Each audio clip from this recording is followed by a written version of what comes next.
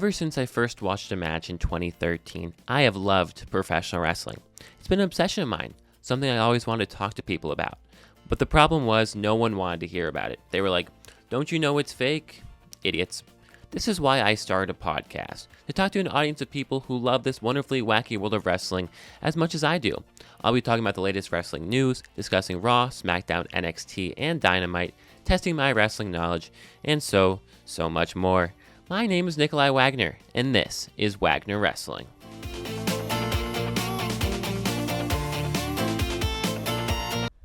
Hello audience. Welcome to the first ever episode of Wagner Wrestling. I'm your host, Nikolai Wagner, and I am so excited to finally be doing this. This is a long time coming.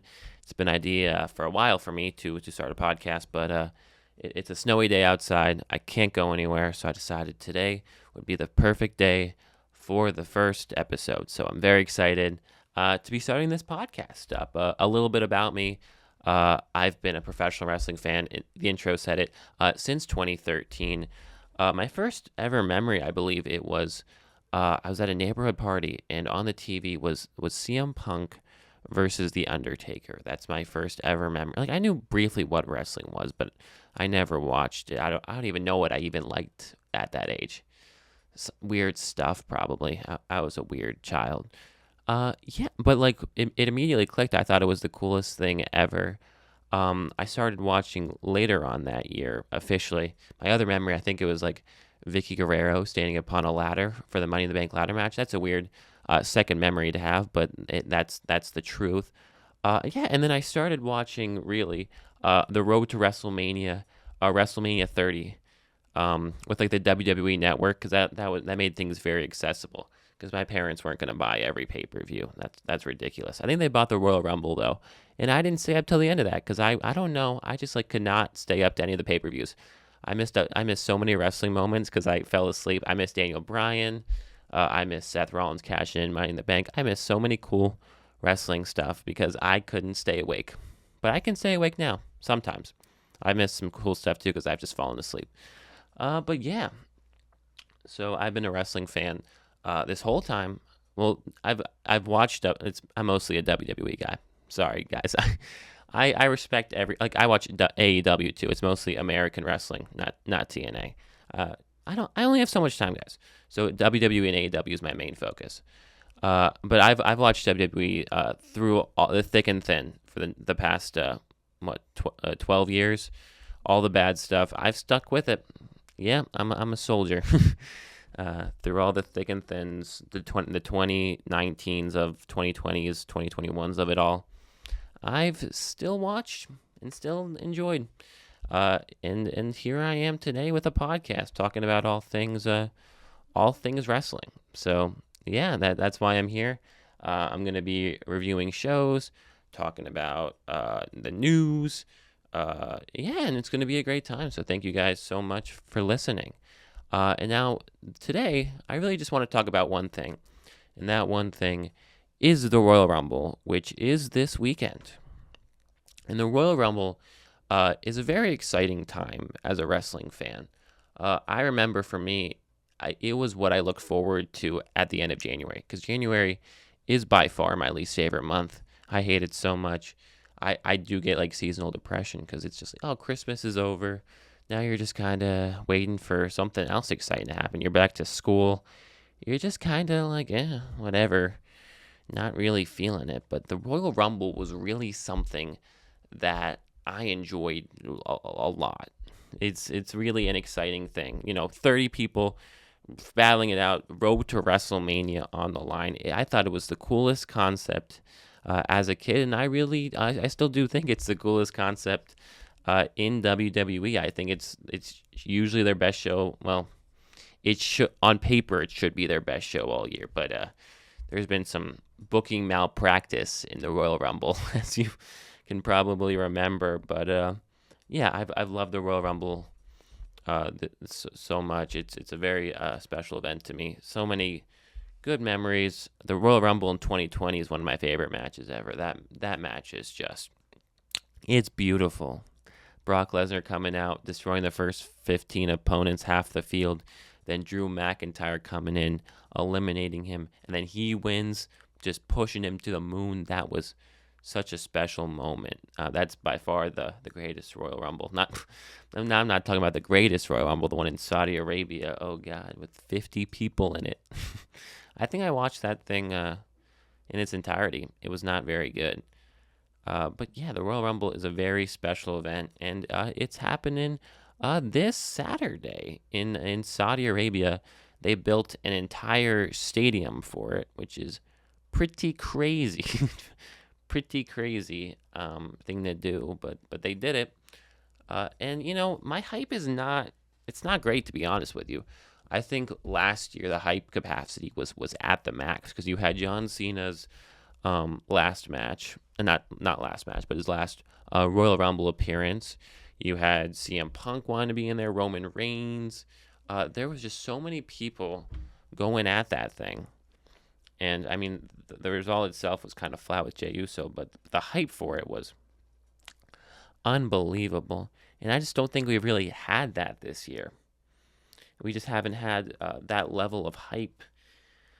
Because there's just not, I don't know, it's just not been pushed that hard. And I think a problem is Saturday night's main event is a week before. I feel like that's kind of, they put some matches there and it kind of diminishes the hype a bit. There's a lot of factors, but, it's just not, the hype's not all there. But you know what? I'm usually when there's not a lot of hype, they over deliver. So I'm hoping this is one of the cases where they will over deliver. So yeah, I'm always excited for Royal Rumble, even if the build has not been very good. I'm hoping for good stuff. So I thought I would go over the matches, the Royal Rumble, give you my thoughts on them, and see who's walking out and going to WrestleMania. So the first match this is a big one. Every match on the show is pretty big. They don't have any real filler matches on this show. Not one where like you go to the potty. They got no potty break matches. So let's start with this. AJ Styles versus Gunther. If AJ Styles loses, he must retire. This is crazy. I've loved AJ. So AJ Styles has been here for 10 years. I remember first watching him in 2016. I didn't watch. Actually, no. One time, in my hometown, he wrestled. Not my home, but near my hometown. I went to see him live wrestle AR Fox at an event. That was pretty cool. I didn't know who he was, but then he went to WE, and I was like, oh my gosh, I saw that guy at a local event. So AJ Styles has been a wrestler near and dear to me. I met him before when I was a little child. He gave me his shirt at a wrestling event. So yeah, he's a wrestler who means a lot to me. I loved his matches. His match with John Cena at SummerSlam is in my top 5 favorite matches of all time. He's phenomenal. Hence the name phenomenal. He's such a special talent, and it's crazy to think that there's a good chance in a couple days he'll retire. That's a crazy thought, and there's a lot of signs pointing to the fact that he's going to retire. There was a deleted Instagram post, I think, from Shinsuke that kind of hensed it. Is that a word? Hensed? I don't know. That's a word. It kind of made it seem like he was going to retire. But the question is, do I think AJ Styles versus Gunther at the Royal Rumble is going to be AJ Styles' last match? I don't think so. My prediction is for somehow, some way, maybe there'll be some cuckoo stuff going on, but I don't think AJ Styles is going to lose to Gunther. I don't think so. I know. I just don't. I feel like there's just so many. They're working us.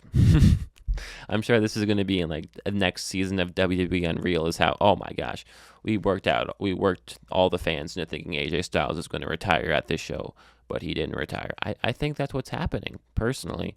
Yeah, I don't see this being the end. I think WrestleMania is more of a thing for him to retire. Maybe he wants to retire in Georgia. He's from Georgia, I believe. I just don't see him retiring here across the globe. I don't know. It just doesn't. There's a bunch of signs to it, but there's also a bunch of signs against it, and I just feel like it's a whole big work, and somehow AJ Styles is going to win, and it's going to force a rubber match between him and Gunther at WrestleMania, where maybe that is when AJ Styles retires. So, yeah, I'm going to go with AJ Styles. I think he's somehow, some way, going to beat Gunther. We'll see what happens. But I would be very sad if AJ Styles retires. I might shed a tear. Okay, let's see. The other non-Royal Rumble match on the show. I don't like how they do these four matches per Rumble. They could add a fifth match, but you know why they don't do a fifth match? Because they do all these freaking ads now. It's really annoying. All these ads in place between the matches. The ads sometimes are longer than the matches, so they could easily do a fifth match, but they just want to do all these dumb ads. So thank you, WWE, TKO, whoever is to blame. Okay, so the next match is Drew McIntyre versus Sami Zayn for the Undisputed Championship. This is an interesting one. This is a very, very interesting one. Sami Zayn is like 11-0 against Drew McIntyre, so they're telling the story that Sami Zayn can't beat Drew McIntyre. Is this the time for him to beat Drew McIntyre? No. This is the Royal Rumble. It's not WrestleMania. If he's going to beat Drew McIntyre for the World Championship, it's going to be at WrestleMania. So the question is, are they still going to go with Sami Zayn to beat Drew McIntyre at WrestleMania? I don't know. At Saturday night's main event, they hinted at Drew McIntyre versus Cody Rhodes versus Jacob Fatu for the title at WrestleMania.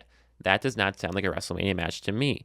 That does not sound like that's going to be the last match going on at WrestleMania. Drew McIntyre versus Sami Zayn seems more like it. I know some people are like, Sami Zayn's not a main eventer. I see Sami Zayn as a bona fide main eventer. So I would 100% be down for Sami Zayn to main event WrestleMania. So the question is, what plan are they looking to go? What course are they going to take? If they don't do that this year with Sami, are they going to have another opportunity? They had an opportunity, 3 years ago for him versus Sami at WrestleMania. Roman Reigns versus Sami Zayn at WrestleMania for the title. They didn't do it. They did it Roman versus Cody instead. Are they going to do this again this year, where instead of Sami Zayn, they do Cody? Are they going to keep shoving Cody Rhodes down our throats instead of giving us a Sami Zayn title win? What are they going to do? I don't know. But I have this idea. Sami Zayn is going to lose in a heartbreaking loss to Drew McIntyre at the Royal Rumble. He's going to get so close. Maybe McIntyre cheats, but McIntyre's walking out with the World Championship. And then I guess we could jump over to the Royal Rumble, the men's Royal Rumble. It's a men's Royal Rumble. Someone gets taken out. This is basically the Becky Lynch of Royal Rumble 2019 spot, where someone, maybe like Akira Tozawa, gets injured, and they need someone to take his place. And then out comes Sami Zayn. The crowd goes ballistic. Sami Zayn comes out, and somehow, someway, Sami Zayn wins the Royal Rumble in Saudi Arabia. And he points to Drew McIntyre and he says, I am going to finally beat you for the title at WrestleMania. And I think that'd be great. It's a little similar to Jey Uso versus Gunther last year, but this is about 100 times better than that. That was terrible. Sorry, I don't like Jey Uso. To any listeners who like Jey Uso, I'm sorry. But that is a direction they could go that would get me excited for WrestleMania, because I love Sami Zayn, and I want to see him finally win the big one, because it's been something teased so much, and it hasn't happened yet, and I think it's finally time for it to happen. And the question is, are they going to pull the trigger? We will see. But I'm going to will it into existence. Sami Zayn loses to Drew McIntyre. And then Sami Zayn comes out at the end of the night, and he wins the Royal Rumble. Now, what are some other picks? You could also go with the easy pick in Roman Reigns. For CM Punk, I am not exactly sure if CM Punk's WrestleMania direction, to be honest with you. I know it's been teased as CM Punk versus Braun Breaker for the title again, so maybe Braun can win the Royal Rumble to really put him up another peg as a top guy, as a main eventer. That's definitely a choice. Roman could win and he could finally have a singles match against Punk. I don't see anyone else really winning besides those three, unless I'm missing someone. No, if Cody wins, that'd be so stupid. I'm sorry.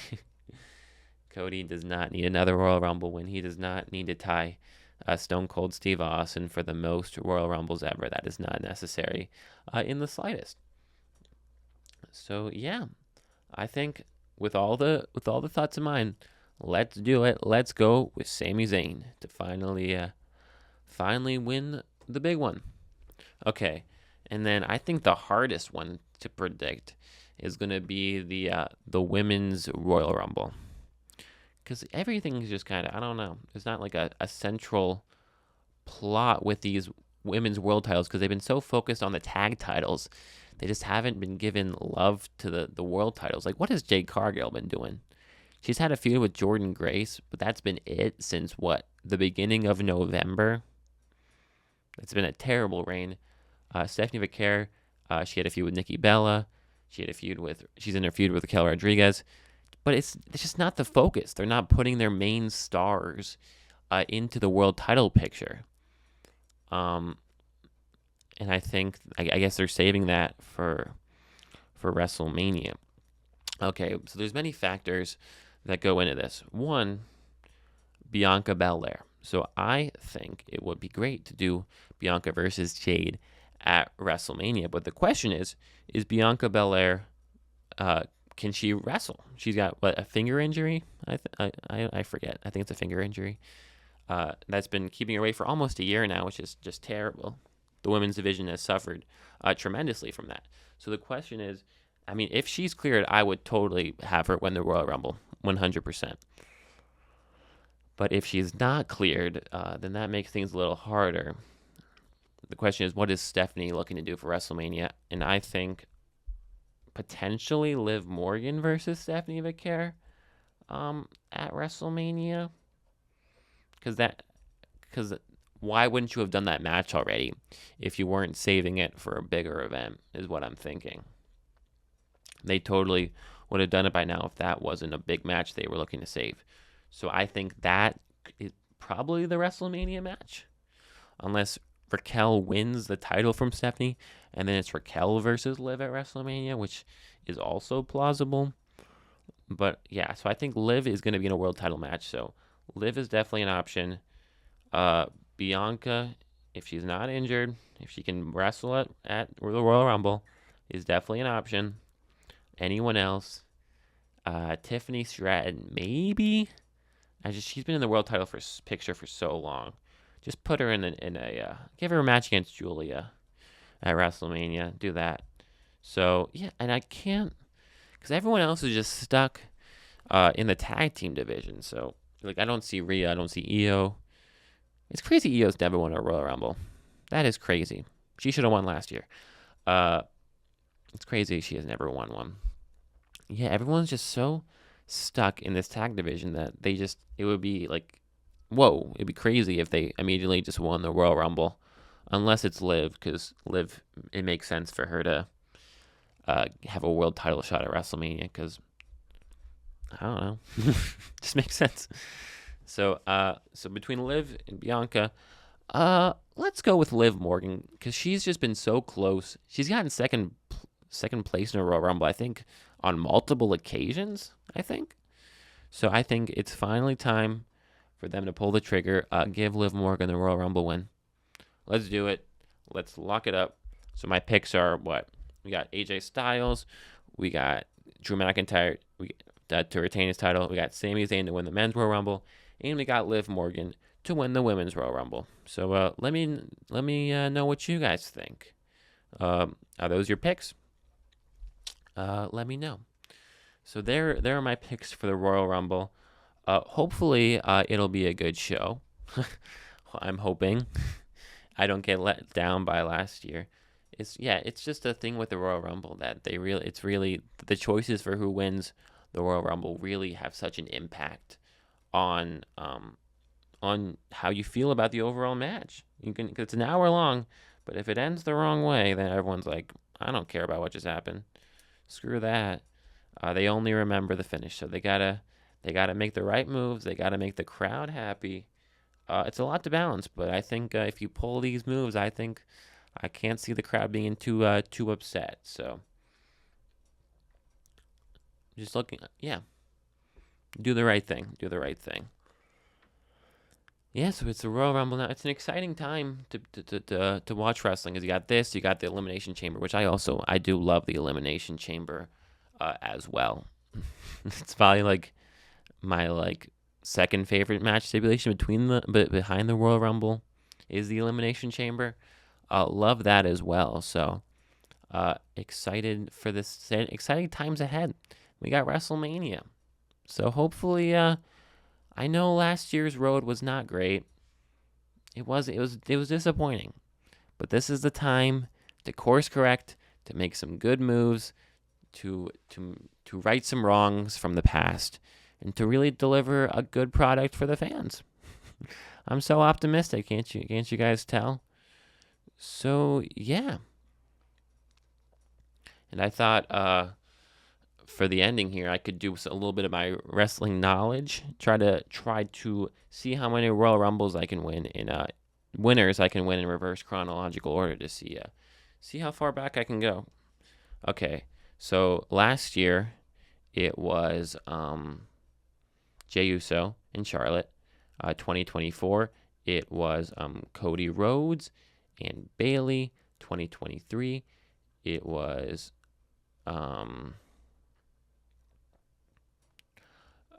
Rhea Ripley and Cody Rhodes. 2022, it was Brock Lesnar and Ronda Rousey. 2021, it was who was 2021? Bianca Belair and Edge. 2020, Drew McIntyre and Charlotte. 2019, Becky Lynch and Seth Rollins.